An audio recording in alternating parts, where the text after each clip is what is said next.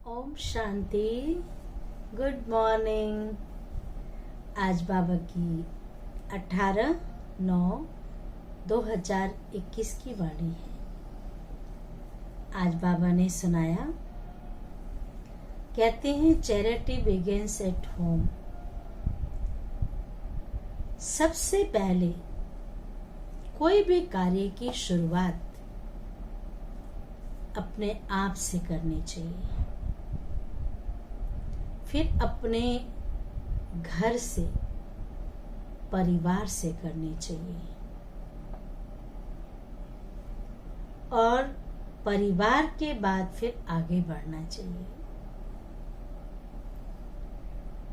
तो अपने सबसे पहले जो बाबा ने हमें ज्ञान दिया,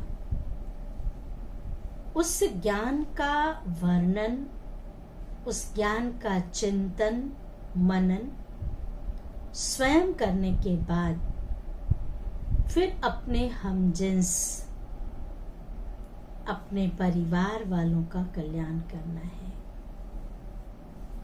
कहते हैं जब भागीरथ ने तपस्या की और तपस्या के बाद जब गंगा आई शंकर की जटाओं में, तो उस गंगा से सबसे पहले भागीरथ ने अपने पूर्वजों का कल्याण किया। अपने जो 100 पुत्र मर गए थे उनका कल्याण किया। फिर गंगा बहती हुई आगे पहुंची। तो इन ज्ञान से सबसे पहले अपने घर वालों को, उन्हें समझाओ, उनका कल्याण करो। और साथ साथ बाबा ने कहा कि जो कल्याण का समय है, जो वक्त है, जो शक्ति लेने का समय है, वो है अमृत वेला। सवेरे सवेरे उठ करके बाबा से मीठी मीठी बातें करो, बाबा से रूह रिहान करो। और जब रोज अमृत वेले उठेंगे और एक रस स्थिति रहेगी, श्रीमत पर चलते रहेंगे, तो एक बाबा के सिवाय और किसी को प्यार नहीं करेंगे। एक बाबा के सिवाय और किसी को याद नहीं करेंगे। बाबा को ही अमृत वेले उठते ही बाबा से गुड मॉर्निंग करेंगे। गुड मॉर्निंग बाबा। बाबा से प्यार से मीठी मीठी बातें करेंगे और जो बाबा सुनाए उसे समझेंगे, उसे धारण करेंगे। ना केवल स्वयं धारण करेंगे बल्कि उसे दूसरों को भी सुनाएंगे। अगर बाबा की याद नहीं, अमृत वेले उठे नहीं, मनन चिंतन नहीं किया, मुरली में एकदम चात्रक बनकर नहीं सुने,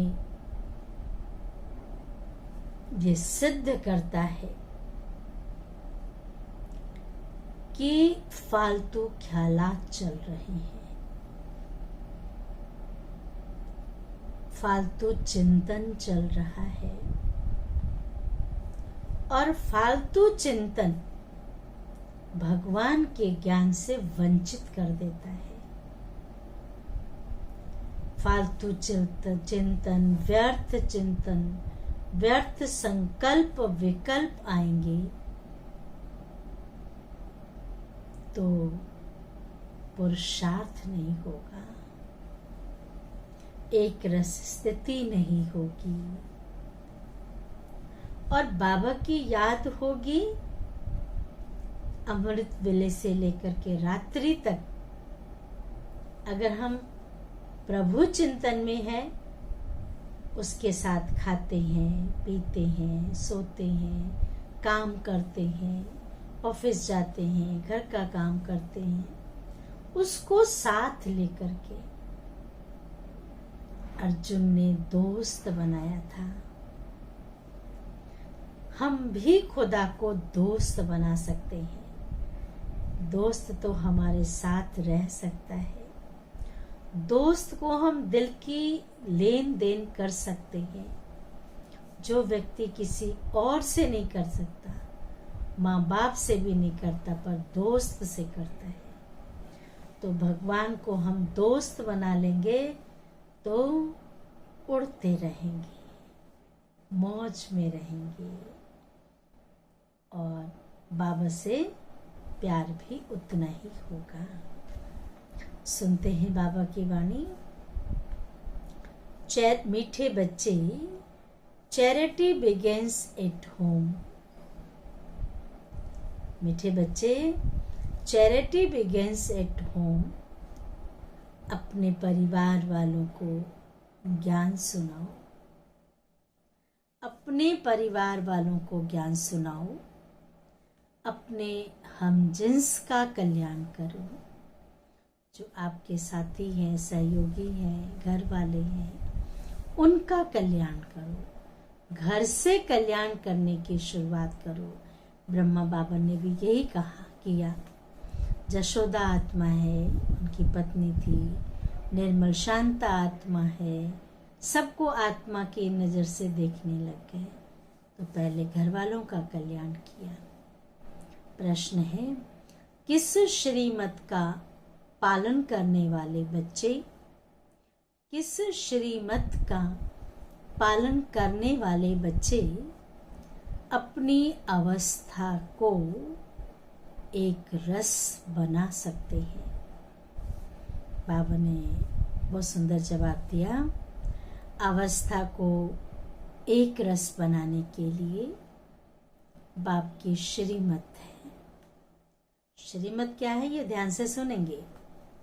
अवस्था को एक रस बनाने के लिए बाप की श्रीमत है, बच्चे रोज सवेरे सवेरे उठ, रोज सवेरे सवेरे उठ बड़े प्यार से बाप को याद करो। अपने को आत्मा समझो और बाबा जो सुनाते हैं उसे सुनो। प्यार से याद करो, आत्मा समझो और जो बाबा सुना रहे हैं उसे सुनो। अगर याद नहीं करेंगे, अगर याद नहीं करेंगे तो क्या होगा? फालतू ख्यालात चलेंगे, व्यर्थ संकल्प आएंगे जो कभी नहीं आए होंगे, ऐसे ऐसे आएंगे, व्यर्थ संकल्प आएंगे। इसलिए बाबा राय देते हैं। भगवान की राय तो पसंद है ना। राय देते हैं, बच्चे रोज सवेरे सवेरे उठ अपने आप से प्रतिज्ञा करो। रोज सवेरे सवेरे उठ अपने आप से प्रतिज्ञा करो कि चलते फिरते खाते भोजन बनाते, खाने पीने वाला भी बनाने वाला भी, भोजन बनाते एक बाबा को ही याद करेंगे। इतना निश्चय हो, चलते फिरते उठते बैठते बाबा बाबा बाबा और कोई बुद्धि में हो ही नहीं, तब अवस्था एक रस रह सकती है। धारणा के लिए मुख्य सार पहला है, बाप ने मुक्ति जीवन मुक्ति के लिए, बाप ने मुक्ति जीवन मुक्ति के लिए जो भी ज्ञान की बातें सुनाई है, जो भी ज्ञान की बातें सुनाई है, वही सुननी और धारण करनी है। वही सुननी और धारण करनी है, बाकी सब भूल जाना है। पसंद है? बाकी सब भूल जाना है। अपना और अपने लौकिक परिवार का कल्याण करना है। इससे बढ़िया और कोई कल्याण नहीं कर सकता है। दूसरा है व्यर्थ के ख्यालातों को समाप्त करने के लिए। व्यर्थ के ख्यालातों को समाप्त करने के लिए सवेरे सवेरे उठ विचार सागर मंथन करना है। विचार सागर मंथन करना है।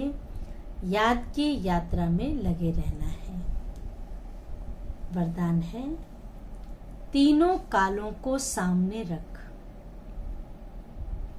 तीनों कालों को सामने रख हर कार्य में सफल होने वाले सदा विजयी भव।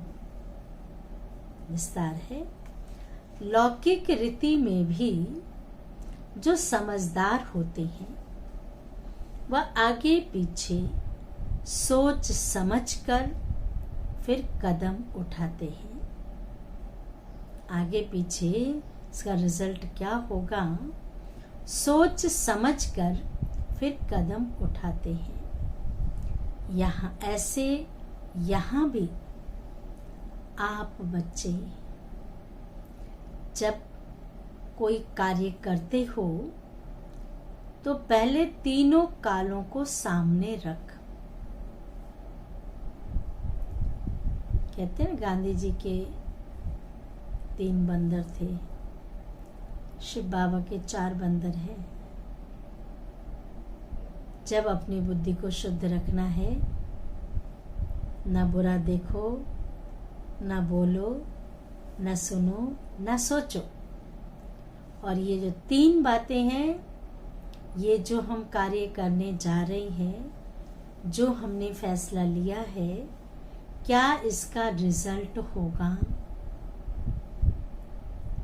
वर्तमान सिर्फ ना देखें, भविष्य क्या होगा इसे देखें। वर्तमान भी सही रहेगा।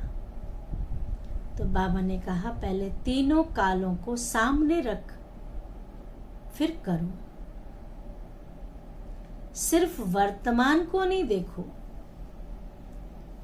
बेहद की समझ धारण करो और विजयीपन के निश्चय के आधार पर, विजयीपन के निश्चय के आधार पर व त्रिकाल दर्शीपन के आधार पर हर कर्म करो। सिर्फ वर्तमान देखेंगे फेल हो जाएंगे। इसका रिजल्ट क्या होने वाला है ये सामने लाओ। हर कर्म करो व हर बोल बोलो, तब कहेंगे अलौकिक व साधारण। स्लोगन है हद के किनारों को छोड़। हद के जो तेरी मेरी एरिया बना रखा है ना, ये मेरी चीज, ये उसकी चीज, ये मेरी एरिया, भी उसकी एरिया, तो बान का हद के किनारे छोड़, एक बाप को सहारा बना लो तो पार हो जाएंगे। एक बाप को सहारा बना लो तो पार हो जाएंगे। अच्छा, ओम शांति, ओम शांति, ओम शांति।